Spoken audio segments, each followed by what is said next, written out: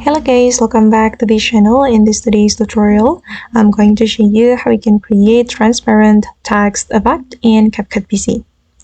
Okay, let's get into it guys. I have created a project in my Capcut PC application, and first of all, I'm going to add text to my video.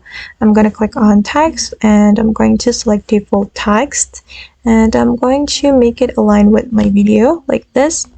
And then I'm just going to type in watermark. Okay, and for the font, I'm gonna go with this one, and I'm going to make it bigger.